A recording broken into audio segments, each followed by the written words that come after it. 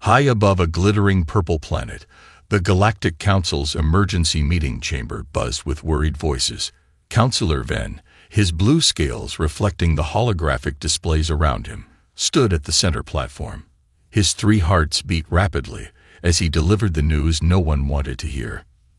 3 more worlds have gone silent this morning, he said, his translator converting his whistling language into standard galactic speech. The crystal plague continues to spread. The chamber, usually a model of order and dignity, erupted in fearful murmurs. Representatives from 200 species gathered here, each wearing their ceremonial robes, each carrying the hopes of billions on their shoulders. And now, each wearing the same expression of barely contained panic. "Show us," commanded High Counselor Zara of the Zithar, her silver skin shimmering under the lights. The holographic display changed, showing a green world turning gray, then shining with crystal formations. The time-lapse recording lasted only minutes, but it showed the death of an entire planet, where there had been cities and forests. Now there were only crystal formations reaching toward the stars. "The plague has claimed 17 systems," Ven continued. "Our best estimates suggest 3 billion lives lost." He paused, letting the number sink in. The Zithar Medical Division reports no success in finding a cure. This news hit hardest. The Zithar were the most advanced species in known space. Their bioengineering could rebuild broken bodies, cure any disease, even extend life itself. If they couldn't stop this plague, who could? In the back of the chamber, junior researcher Kira sat analyzing data streams. Her tentacles moved quickly over her screens, comparing readings from different worlds. Something caught her eye. An anomaly in the data. "Counselors," she called out, her voice small but clear. "I found something." The chamber fell silent. Kira's 4 hearts nearly stopped as every eye turned to her. "Speak, child," High Counselor Zara encouraged. Kira's tentacles shook as she projected her findings. "We've been monitoring a primitive world in the outer sectors. The inhabitants call it Earth. 3 months ago, a crystal seed landed there, but nothing happened. The display showed a blue-green planet, 3rd from its yellow star.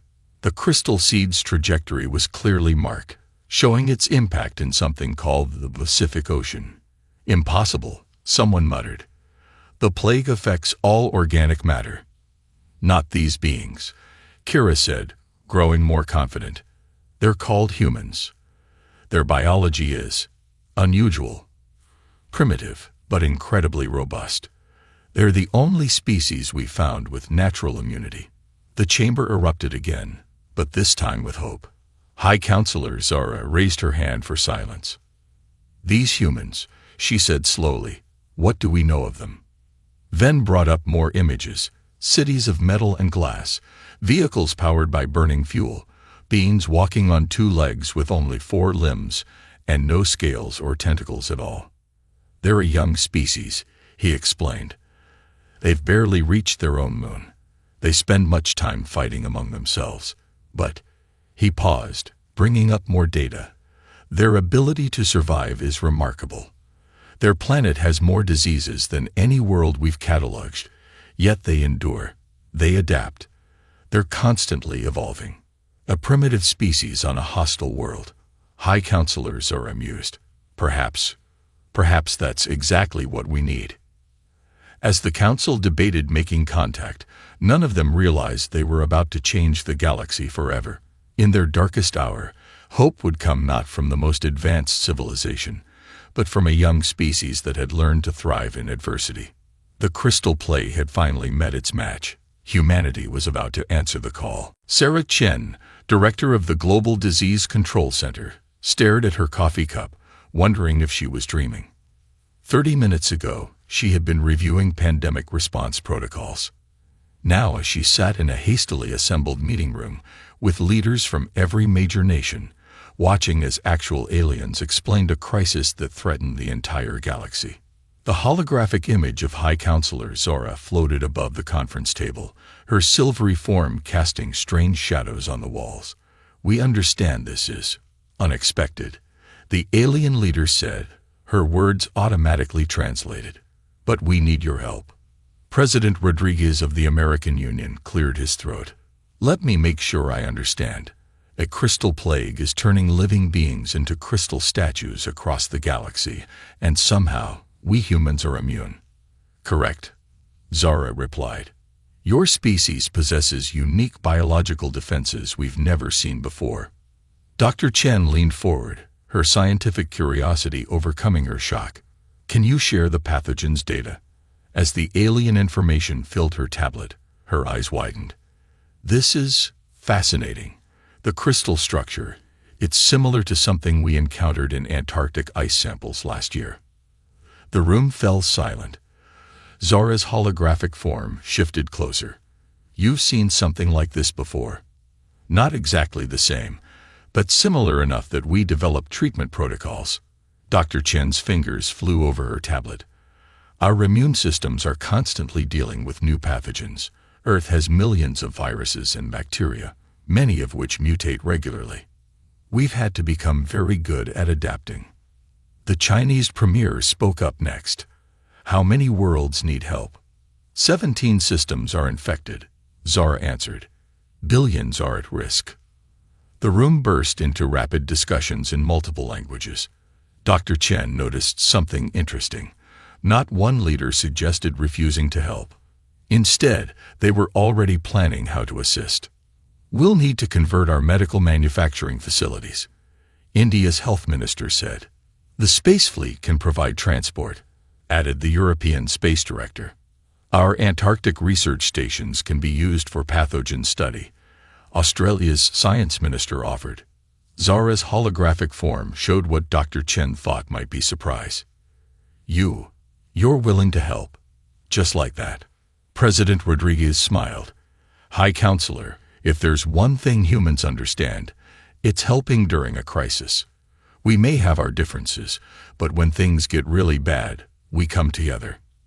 Dr. Chen stood up, drawing everyone's attention. I have a theory about why we're immune. Our planet's harsh conditions meant our immune systems had to become extremely adaptable. We're not just immune. We might be able to teach other species' immune systems how to fight this thing. The next few hours were a blur of planning. Nations that had been arguing about trade deals the day before now worked together seamlessly. Space agencies worldwide began preparing for modifications to make their ships suitable for medical missions. Research laboratories switched their focus to studying the crystal plague. But the biggest surprise came from the public. When the news was announced, instead of panic, there was an overwhelming response of volunteers. Doctors, nurses, researchers, engineers, millions of humans stepped forward, ready to help save the galaxy. As Dr. Chen watched the endless lines of volunteers outside her facility, she remembered something her grandmother used to say. Sometimes the strongest people are not those who show strength in front of us, but those who win battles we know nothing about. Humanity had been winning the battle against diseases since the beginning of their existence. Now, finally, that struggle had a greater purpose. They weren't just fighting for themselves anymore. They were fighting for the entire galaxy. The stars were calling, and humanity was ready to answer. Captain Maria Torres stood at the command center of the HSV Hope, the first human medical ship modified with Galactic Council technology. Once a military transport vessel, it now carried something far more precious than weapons. It carried a cure. Status report. She called out to her crew, a mix of human medical staff and alien technical advisors. Dr. James Wong looked up from his microscope. The modified white blood cells are stable, Captain. The combination of human immune responses and Zithar biotechnology is working better than we hoped. Through the ship's massive observation window, Maria could see 4 other converted vessels flying in formation. Each ship carried thousands of volunteers and enough medical supplies to treat an entire planet. They were heading to Proxima VI, the most recently infected world. It's not elegant, muttered Tekra, their Zithar science advisor, his silver skin reflecting the lab's bright lights. But it's effective. Your human immune cells are like tiny warriors. attacking anything that doesn't belong. Dr. Wong smiled. Sometimes the best solutions aren't the prettiest ones. Earth taught us that a long time ago. The ship's AI announced their approach to Proxima VI. The crew rushed to their stations as the planet came into view. Crystal formations covered half the surface, spreading like frozen rivers across continents. Launch medical pods, Maria ordered. Priority to populated areas. Hundreds of pods descended through the atmosphere, each carrying treatment teams and equipment. Maria watched the monitors as the first teams reported in. Team Alpha, successful treatment in capital city. Crystal structures are breaking down. Team Beta, children's hospital secured. Patients responding to treatment. Team Gamma, agricultural zone recovering. Plant life showing signs of regeneration. The reports kept coming, each better than the last. The human immune cell treatment wasn't just stopping the plague, it was reversing it. Where there had been crystal statues, people began to emerge, confused but alive. Dr. Wong studied the incoming data. Captain, look at this. Our modified cells are adapting to work with each species' unique biology. They're learning, evolving in real time. Even Tekra seemed impressed. Impossible, yet it's happening. Your primitive immune systems are doing something our most advanced biotechnology couldn't achieve.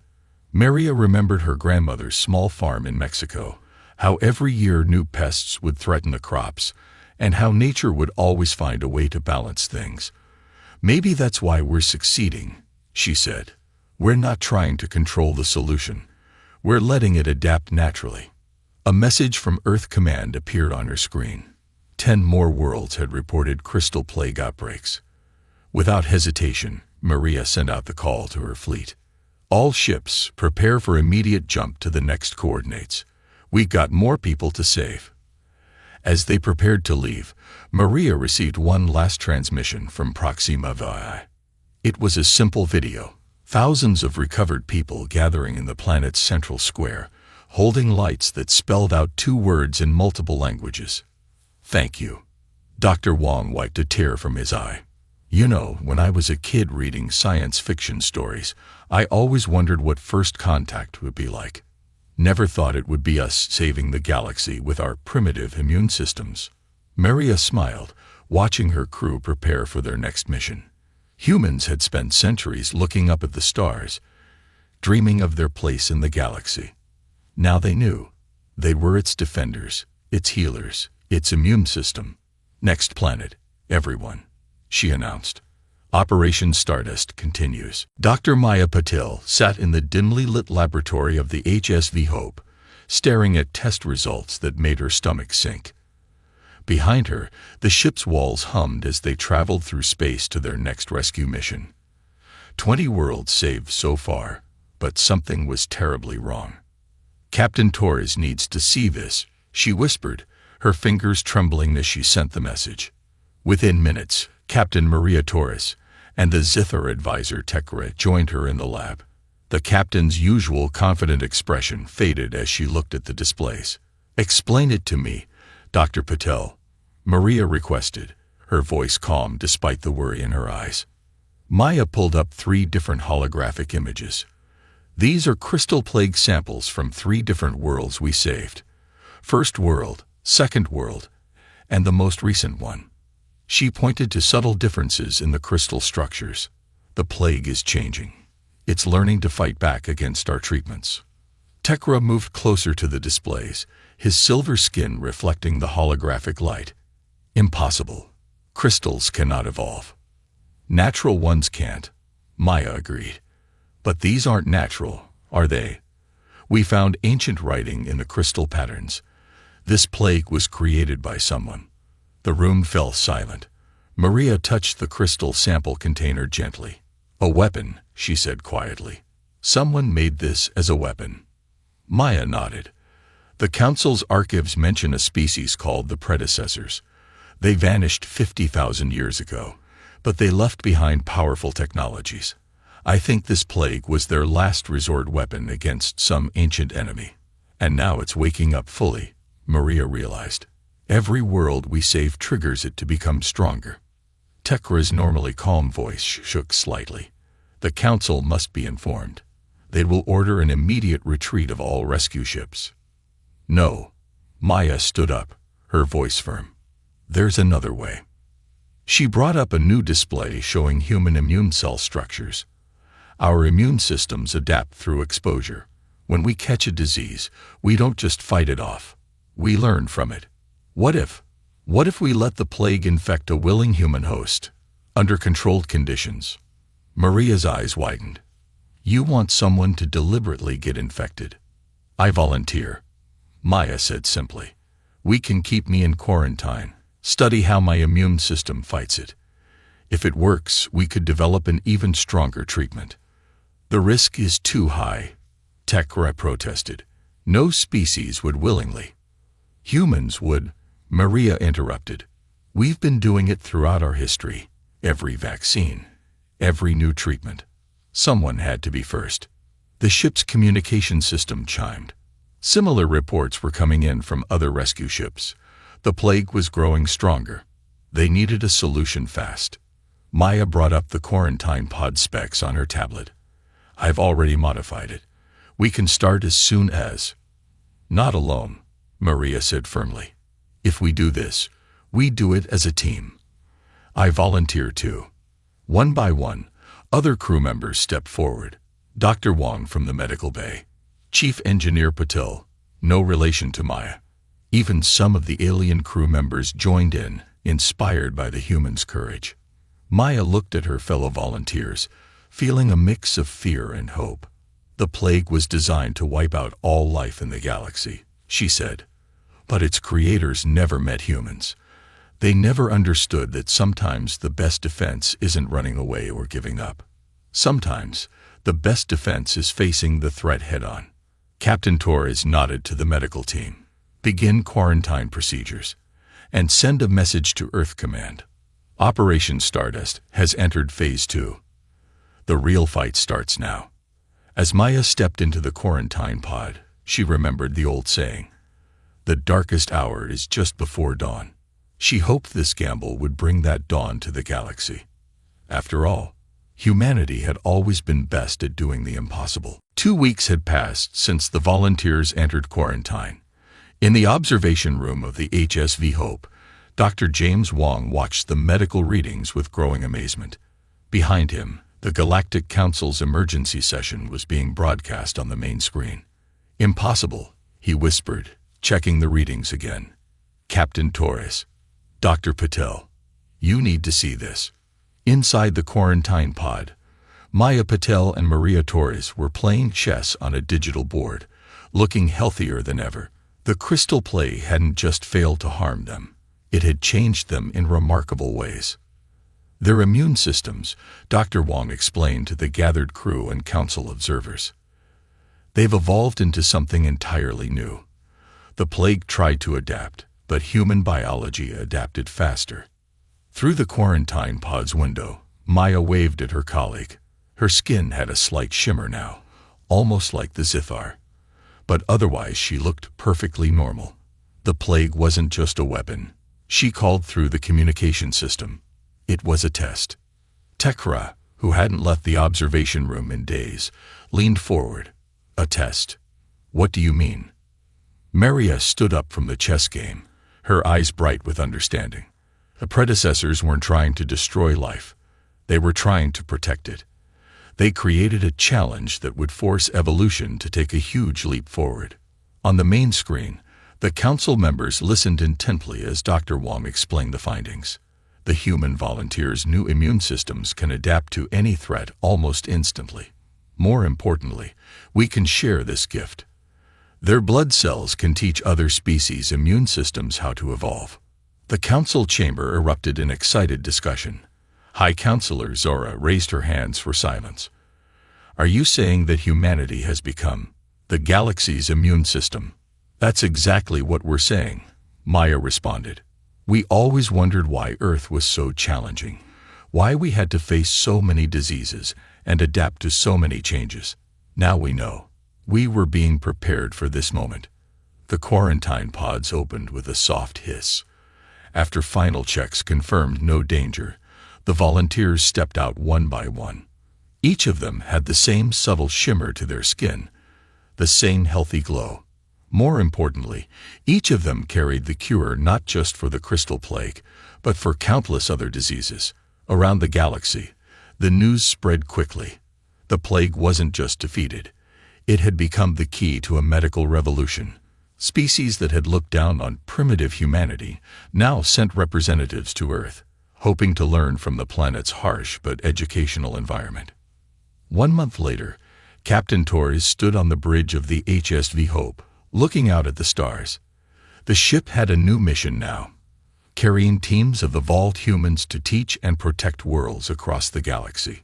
Earth had become a center of medical learning, where species from thousands of worlds came to study. "Ready for our next mission?" Maya asked, joining her on the bridge. Their skin shimmer reflected off each other in the starlight. Maria smiled. "You know what I find funny? Humans spent centuries looking up at the stars, thinking we were behind everyone else, thinking we needed to catch up. Turns out, our biggest weakness was actually our greatest strength." "Being human," Maya agreed. "With all our adaptability, our willingness to help others, our refusal to give up." The ship's engines hummed to life as they prepared to jump to their next destination. Humanity had answered the galaxy's call, and in doing so, had found their true purpose. They weren't just survivors anymore. They were protectors, teachers, healers. The stars stretched out before them, full of worlds to help and people to save. And this time, they were ready for anything the universe might throw at them. The massive Zarkalian starship emerged from hyperspace near Jupiter, its purple-tinted hull gleaming under the distant sunlight. Captain Sarah Chen of the Earth Defense Force watched the vessel through the main viewport of humanity's first deep space monitoring station. Her heart raced, but her voice remained steady as she activated the global communication channel. "This is it, people. First contact. Everyone remember your training." The Zarkalian ship dwarfed the small human delegation vessel that approached it. At 3 kilometers long, it represented everything humanity had dreamed about: advanced alien civilization, the promise of cosmic knowledge, and humanity's first step into the wider galaxy. If only they had come in peace. The initial meeting took place in a specially prepared chamber aboard the International Space Station. The Zarkalian ambassador, Selthor, stood nearly 8 feet tall, his crystalline armor reflecting the station's lights in rainbow patterns. Behind him, 4 guards towered even taller, their expressions impossible to read behind their metallic masks. "We represent the Zarkalian Empire," Selthor announced through their universal translator. "We control 70% of the known galaxy. Your world has been chosen for integration into our magnificent civilization." Dr. James Martinez, Earth's chief negotiator, stepped forward. Despite being less than half the alien's height, he stood straight and proud. "We welcome peaceful contact with your civilization, Ambassador. However, we must decline integration at this time. Earth wishes to maintain its independence." The alien's laughter echoed through the chamber. "You misunderstand. This is not a request. We have observed your civilization. You barely reach your own moon. Your ships are primitive. Your technology is centuries behind ours. Integration is mandatory." Sarah Chen, now serving as military advisor to the delegation, spoke up. "Ambassador, with all due respect, we strongly advise against forcing this issue. Humanity's history is complex. We've spent thousands of years fighting amongst ourselves. We've become very good at warfare, very good at surviving. You don't want us as enemies." Zelthor's expression shifted to what might have been amusement. "Are you threatening the mighty Zarkalian Empire? We who have conquered 1,000 worlds." "No," Sarah replied calmly. "We're warning you. There's a difference." The meeting ended shortly after, with the Zarkalians returning to their ship. Earth's leaders hoped the warning would be heeded, but they prepared for the worst. They didn't have to wait long. 3 days later, the small human colony on Mars, humanity's first off-world settlement of 2,000 people, detected an incoming energy signature. The Zarkalian ship hadn't left the solar system as they claimed. Instead, they launched what they called a demonstration. The attack was precise, destroying only the colony's main power plant. No lives were lost, but the message was clear. The next target wouldn't be so carefully chosen. As emergency shuttles evacuated the Mars colony, Earth's response was unprecedented. The United Nations convened an emergency session. For the first time in human history, every nation agreed on a single course of action. Old enemies set aside their differences. Former rivals shared military resources. Humanity had spent its entire history fighting itself, but now, faced with an external threat, they would fight together. In orbit, Sarah Chen watched the Mars colony evacuation and typed out a simple message to Earth's Unify command. They didn't listen. Initiate Protocol Thermopylae. Across Earth, hidden military facilities began to activate. Underground bunkers opened to reveal weapons humanity had built in fear of this very day. As the Zarkalian ship approached Earth, they remained confident in their superior technology and overwhelming force. They had no idea what humanity was capable of when threatened. They were about to learn. Protocol Thermopylae turned out to be humanity's best-kept secret. For decades, while nations appeared to compete in space, they had actually been cooperating, building hidden defenses throughout the solar system. Now those preparations would be put to the test. Admiral Chen watched from the newly revealed command center beneath the Himalayas as global defense networks came online. Screens showed military facilities emerging from beneath desert sands, rising from ocean depths, and appearing out of what seemed to be ordinary mountains. Status report, she commanded, her voice steadied despite the weight of the moment. All systems operational, Admiral. Lieutenant Park responded, his fingers flying across the holographic display. The Zarkalian fleet is approaching Mars orbit. They're maintaining their original formation. They don't suspect anything. The alien fleet was impressive. 30 massive warships arranged in a perfect triangle formation. Their energy shields glowed purple against the black of space, and their weapons could reportedly destroy entire continents. But humans had learned long ago that bigger wasn't always better. Launch Operation Hornet's Nest, Chen ordered. Across the asteroid belt, thousands of small automated mining ships activated. These vessels, officially listed as commercial mining equipment, had been modified over the years. Each carried minimal weapons but was piloted by advanced AI programmed with centuries of human military tactics. The Zarkalian fleet didn't even notice them at first. Why would they? Their scans showed only primitive mining equipment, not worth their attention. This was their first mistake. The mining ships moved into position, their industrial cutting lasers and drilling equipment repurposed for a different kind of mining. At Chen's signal, they attacked, not the warships themselves, but the asteroids around them. Thousands of perfectly calculated explosions turned the asteroid belt into a storm of debris. The Zarkalian shields, designed to stop energy weapons, struggled against simple rocks moving at high speeds. Their perfect formation broke apart as they tried to evade the artificial meteor shower. Second wave, Chen commanded, launch the Mosquito drones. From hidden bases on Mars moons, swarms of tiny drones emerged. Each was barely larger than a coffee cup, making them almost impossible to target with the massive Zarkalian weapons. They slipped through gaps in the failing shields, attaching themselves to the alien ships' hulls. The drones weren't weapons. They were electronic warfare units. They began broadcasting signals that confused the alien ship sensors, making them see threats that weren't there while hiding the real dangers. In the command center, Dr. Martinez joined Admiral Chen. The Zarkalians based their entire military doctrine on overwhelming force and advanced technology. He explained to the officers present. They never considered that someone might use simple physics against them. They forgot the basics of space combat while relying on their fancy shields. The alien fleet's perfect formation had completely collapsed. Several ships had suffered significant damage from asteroid impacts, and their communication seemed confused and disorganized. Then came humanity's masterstroke. The supposedly evacuated Mars colony, now revealed as a military base, launched hundreds of missiles. The Zarkalians spotted them easily, exactly as planned. They focused their remaining shields forward to stop the incoming attack.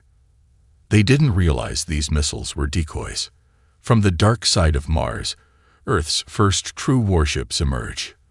They didn't look impressive, more like traditional space shuttles than proper warships. But they carried humanity's secret weapon, electromagnetic rail guns that fired simple metal projectiles at incredible speeds. The Zarkalian ships, their shields focused on the decoy missiles, never saw the real attack coming. "Send the message again," Admiral Chen ordered as the first alien ship's engines went dark. "Tell them they can retreat. Tell them this is just a small demonstration of what humanity can do when threatened." This time, the Zarkalians listened. The Zarkalian Empire's retreat from Mars should have been the end of it. Instead, it was just the beginning. The Empire's Council of Elders considered the defeat a personal insult. They had never lost a battle in their 1,000-year history until they met humans. In the 3 months following the Mars incident, humanity prepared for the Empire's return. They knew their victory had only made Earth a bigger target. Admiral Chen stood in the new Global Defense Center, watching screens that showed Earth's transformation. The old International Space Station had become a military command post. The Moon hosted a network of early warning systems. Every satellite now served double duty as a defense platform. "Admiral," Lieutenant Park called out, "you need to see this." Our deep space monitors picked up something interesting. The main screen showed a transmission intercepted from the Empire's communications network. A group of teenage hackers from Singapore had managed to break their supposedly unbreakable encryption. The Empire was gathering the largest fleet in their history, 10,000 ships. But humanity had been busy too. "Show me Project Odysseus," Chen ordered. Another screen lit up, displaying Earth's secret weapon. During peaceful times, humans had launched thousands of satellites for communications, weather monitoring, and scientific research. What no one knew was that each satellite contained a hidden secondary system. "All units report ready," Park announced. "The hacker teams are in position." Chen nodded. "Send the signal." Across Earth's orbit, ordinary-looking satellites transformed. Communication dishes became weapon platforms. Weather monitoring equipment revealed hidden shield generators. Research instruments turned into electronic warfare systems.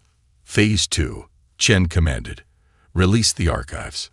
In a secure facility beneath the Pacific Ocean, a special team activated humanity's most unusual weapon, a database containing every military strategy from human history. Sun Tzu's Art of War, Alexander the Great's tactics, modern guerrilla warfare techniques, even strategies from video games and science fiction stories. This database wasn't just for reference, it was connected to an advanced AI that could analyze and adapt these strategies for space warfare in real time. The Empire's massive fleet arrived exactly where the humans predicted, just beyond the Moon's orbit. Their ships filled the sky like artificial stars, each one larger than anything humanity had built. Admiral Excelfor, now in command of the Imperial fleet, transmitted his message: "Surrender now, and we will be merciful." Chen's response was simple: "We warned you once. This is your last chance to retreat." The Empire chose to attack. Their energy weapons lit up space like new suns, but they were firing at empty space. The defensive platforms they saw were just holograms. Earth's real defense platforms, hidden in plain sight, activated. Not with energy weapons or exotic technology, but with simple metal nets carrying electric charges. The nets entangled the Imperial ships, disrupting their shields with basic electricity. Then came the masterstroke. The teenage hackers who had cracked the Empire's communications now deployed their secret weapon, a computer virus based on old Earth video games. Imperial ship computers suddenly started playing an ancient game called Pong, completely disrupting their targeting systems. The mighty Imperial fleet found itself helplessly trapped, their advanced technology defeated by simple physics and clever programming. Their ships could still move and fight, but their targeting computers were useless, reduced to showing bouncing white dots across their screens. Send the message, Chen ordered as the Empire's fleet fell into chaos. Tell them that everything they've seen so far has been human technology at its most basic. Ask them if they really want to see what we can do when we actually try. In his command ship, Admiral Xelthor watched in disbelief as his mighty fleet was defeated by what his people had dismissed as a primitive species. Perhaps he realized they should have heeded the warning to run. The Empire's humiliation at Earth reached every corner of the galaxy. Their mighty fleet, reduced to playing ancient computer games while drifting helplessly in space, had become the subject of whispered jokes on 1,000 worlds. The Emperor decided this could not stand. The time had come to use the planet breaker. Admiral Chen received the warning from the Deep Space Monitoring Station near Neptune. The Empire's supreme weapon, a ship larger than the Moon, had entered the solar system. Its single massive cannon could reportedly split planets in half. In the Global Defense Center, now relocated to an underground facility in Australia, Chen maintained her calm. Status of Operation Paper Tiger. Ready, Admiral. Lieutenant Park reported. All civilian populations are in the shelters. The surface defenses are in place. The Empire's massive weapon approached Earth slowly, its size making it visible even in daylight. Across the planet's surface, people in their underground shelters watched through digital feeds as humanity prepared to face its greatest test. They expect us to panic, Chen addressed the Global Defense Network. They expect us to beg for mercy. Instead, let's show them why humans are the champions of hide and seek. The planet breaker moved into position. From his command center, the Imperial Grand Admiral transmitted his message. Your choice is simple. Surrender and join the Empire, or watch your world end. Chen's response was unexpected. She laughed. The Grand Admiral waited for a translation error report, but none came. The human was actually laughing at the Empire's ultimate weapon. I apologize, Chen said, composing herself. But you really should have done your homework. Humans have been preparing for this exact scenario for over a century. We called it the Cold War. For 50 years, every major nation on Earth expected to be destroyed at any moment. Do you really think we didn't plan for something like your planet breaker? The planet breaker's main cannon began to charge. Energy readings went off the scale as it prepared to fire. Now, Chen commanded. Across Earth's surface, what appeared to be ordinary buildings, mountains, and even some clouds shimmered and vanished. The Empire's analysts watched in shock as their scans revealed the truth. Earth bristled with defensive weapons that had been hidden in plain sight. Every major city had holographic projectors making critical buildings appear to be somewhere they weren't. What looked like mountains were actually massive shield generators. The clouds above major population centers were artificial, concealing floating defense platforms. The planet breaker fired its world-ending beam. It struck what appeared to be Earth's surface and passed straight through a hologram. Phase 2, Chen ordered. From hidden bases on the far side of the Moon, Earth's real defense grid activated.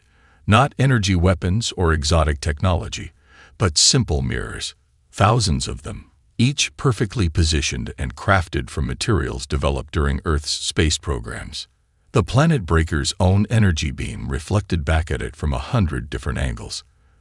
The massive ship shields, designed to protect against external attacks, had no defense against its own weapon. The Empire's ultimate weapon didn't explode. It didn't break apart dramatically. Instead, its power systems simply overloaded and went dark, leaving the massive ship drifting helplessly in space. Send the final message, Chen commanded. Tell them that everything they've seen, the holograms, the mirrors, even the underground shelters, all of it was developed 50 years ago when we were fighting ourselves. Ask them if they really want to see what we've developed since then." The Empire's response was immediate.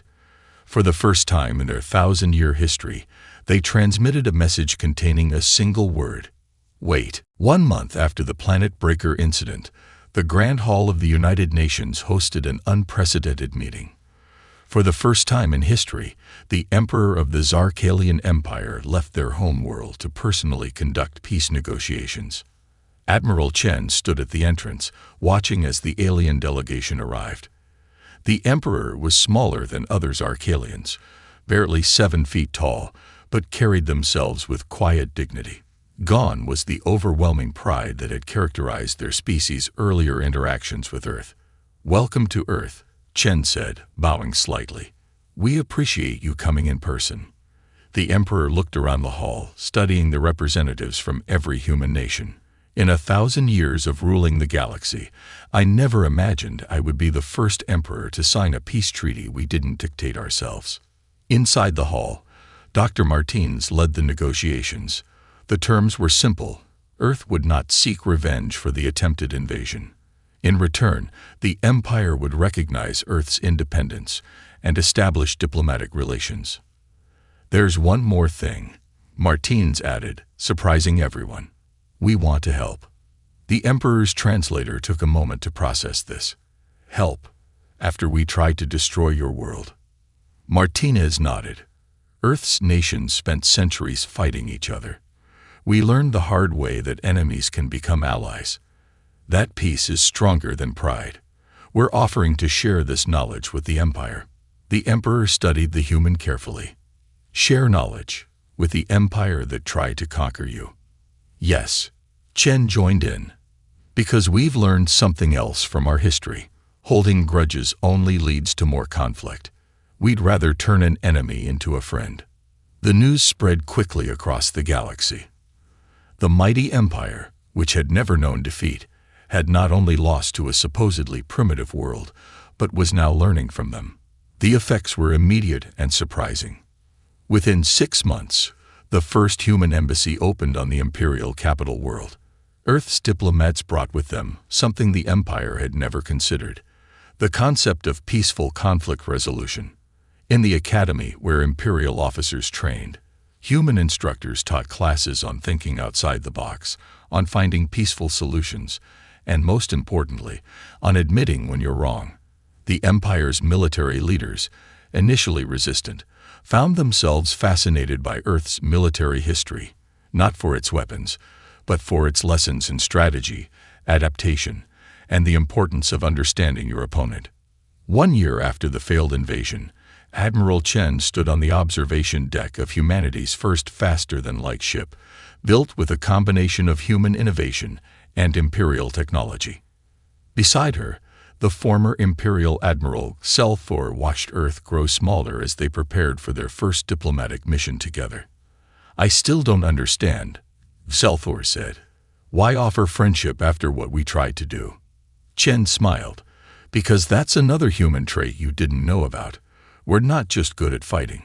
We're good at forgiving, too. Most of Earth's closest allies today were enemies in the past. We learned that sometimes the strongest alliance comes from understanding each other after a conflict." As their ship prepared to jump to light speed, news arrived from Earth. The United Nations had just approved a new department, the Office of Galactic Peace and Cooperation. Its mission was simple: to help other species learn from humanity's long history of turning conflicts into cooperation. "You know," Chen said to Excelthor, as stars streaked past their viewport, "sometimes the greatest victory isn't defeating your enemy. Sometimes it's turning them into a friend."